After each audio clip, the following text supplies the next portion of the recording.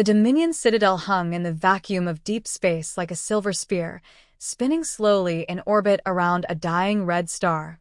Within its armored walls, cadets from across the galaxy trained under harsh regimes and impossible standards, their sweat and blood considered currency for survival.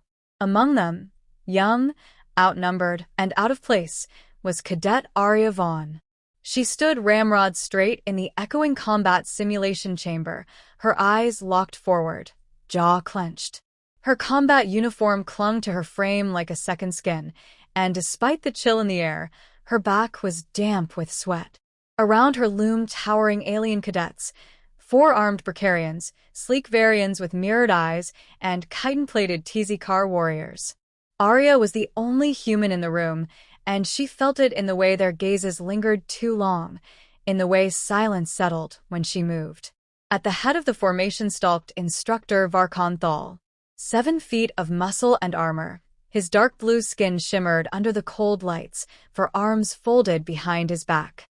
His voice, deep and metallic, filled the room without amplification. "Combat is clarity," he growled. "Emotion is distraction. Thought is hesitation. Hesitation is death." He pivoted on his heel and strode down the line, inspecting the cadets with an unblinking stare. When he stopped in front of Arya, the tension shifted, the room tightening like a noose. "Cadet Vaughn." "Human," he said, tasting the word like a sour fruit. "Step forward." She did, her boots striking the floor with the resolve of someone used to being underestimated. "You are here because your species begged to join the Dominion. Now you will prove you deserve to stay." Without warning, his upper left hand lashed out. A sharp slap cracked across her face, loud enough to silence even the chamber's low hum. Her head snapped sideways. Gasps flickered like sparks from the assembled cadets, but no one moved. Arya didn't fall. She didn't flinch again. Her face turned slowly back to him, eyes steady, lips pressed into a thin line. Blood bloomed at the corner of her mouth, but she remained still. Thal's expression didn't change. "Response," he said flatly. There was a heartbeat. Then she moved. 1 step forward, pivot, torque. Her fist shot out in a tight arc and collided with Thal's jaw. The impact echoed like thunder. He staggered, surprise flickering in his multifaceted eyes. Then his knees buckled, and the towering Instructor dropped like a stone, hitting the deck with a soundless thud. Silence fell again, but this time it was deeper, thicker. Every cadet stood frozen, their training overridden by disbelief. No one moved. No one spoke. Even the security monitors overhead blinked uncertainly, as if unsure what protocol applied. Arya breathed heavily, but her stance was unchanged. Her fists still hung in the air, trembling only slightly, coated in flecks of black alien blood. She lowered it slowly, almost reverently, like someone setting down a weapon forged for only one purpose. Behind her, one of the Precarian cadets muttered something in their guttural language. Another chuckled nervously, but it died quickly. Arya stared down at Thal's body. He was breathing, just unconscious. She hadn't killed him, though she could have. She had been trained for that back on Earth in the underground combat schools built after the Integration Accords. She knew exactly where to hit to silence a man without ending him. The door hissed open behind her, and 2 Dominion enforcers strode in, their black armor glinting. They didn't ask questions. One pointed at her. "Cadet." "Hands behind your back." She obeyed, without hesitation. Cold cuffs snapped over her wrists. As they led her away, she turned her head slightly and addressed the room. He asked for a response. I gave him one. The door closed, and the class remained still for several more seconds. Then, slowly, one cadet stepped forward and crouched beside Thal. The Instructor stirred and groaned, one eye fluttering open. He didn't speak. He only looked at the door Arya had passed through and laughed, a low, rasping sound that none of them could understand. In that moment, something shifted inside the Citadel. The hierarchy, once so rigid, now had a hairline crack. And in the center of that fracture stood a human cadet, eyes full of fire. The holding cell was sterile, metallic, and silent, save for the low hum of the Citadel's core thrumming far below.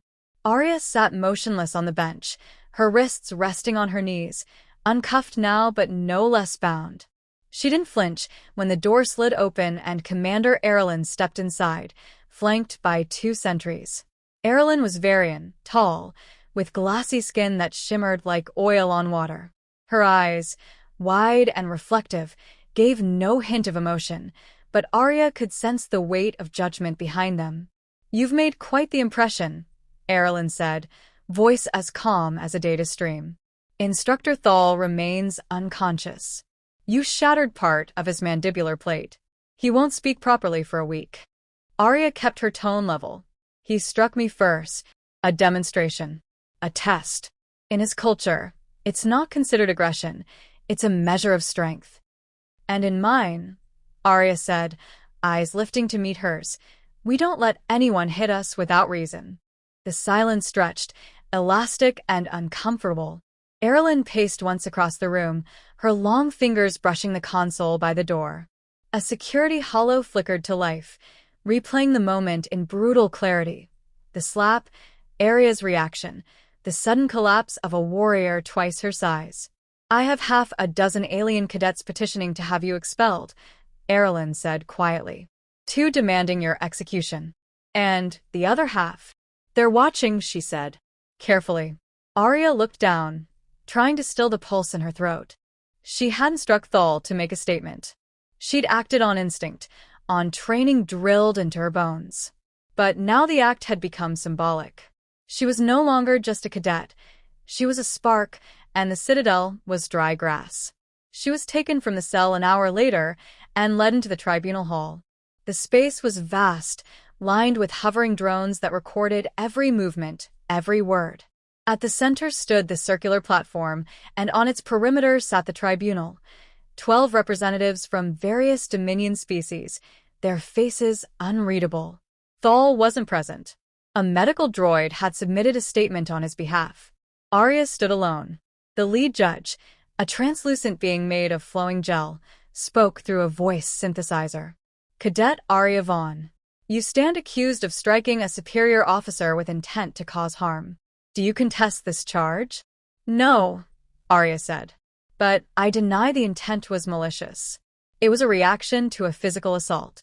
"Assault is contextual," another judge said, their voice gravel and thunder. "Among the Bracker, physical reprimand is standard. I'm not Bracker. I wasn't raised in a Dominion hatchery. I'm human. And if this academy expects integration, it has to accept our responses come from who we are, not what the manuals say we should be." A flicker of motion across the tribunal. One of them, a slender, moss-colored figure, shifted as though in consideration. "You speak of culture," came a new voice, unexpected and low. From the side of the chamber, a metal door hissed open, and Thal stepped through. He walked slowly, jaw bandaged, one arm in a sling, but upright and composed. A murmur swept through the room. Thal approached the platform and stood a few meters from Arya. She turned to face him, uncertain. "I was wrong," he said simply. The words landed like stones dropped into a still pond. The judges froze, their expressions suddenly animate. Thal continued, voice hoarse but strong. "I provoked the cadet intentionally. I struck her without sufficient cause. I misjudged her restraint and her response." His gaze moved to the tribunal. "She passed the test I set. Not because she retaliated, but because she chose not to kill me when she could have." The room was silent again, but now it thrummed with tension. "I trained in the wars of the Outer Verge," Thal went on. "I've broken recruits across 20 systems. Never has one responded with such clarity of purpose. That deserves recognition, not punishment." Arya stared at him, her jaw tightening. She couldn't tell if this was genuine or tactical, but it didn't matter. His words had reshaped the terrain beneath her feet.